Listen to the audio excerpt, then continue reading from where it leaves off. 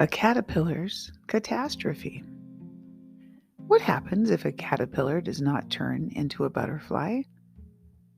The caterpillar will continue to feed while there is food available until it can no longer grow.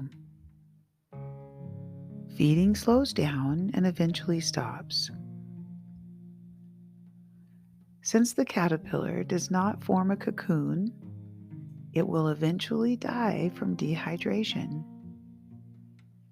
It has a short window to morph into its beauty. Not so with God's human creatures. He gave us ample time to feed and explore. He makes sure we have time to stop and smell the roses when we need to.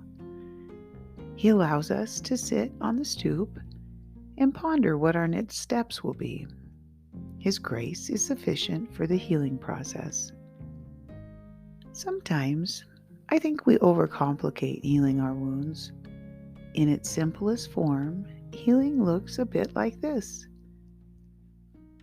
You can add all the bells and whistles around this, but the essential healing landscape requires these stages.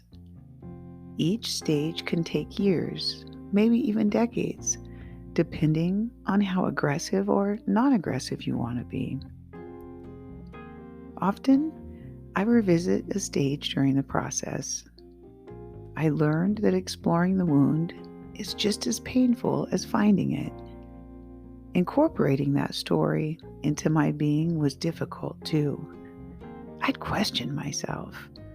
If I incorporate this into my being, has it been remembered sufficiently by me and by God?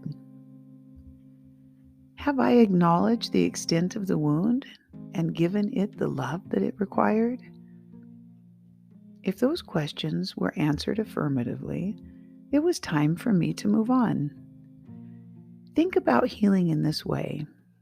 With each healed wound, a beautiful butterfly has been birthed. Think of all that beauty flying around in your soul.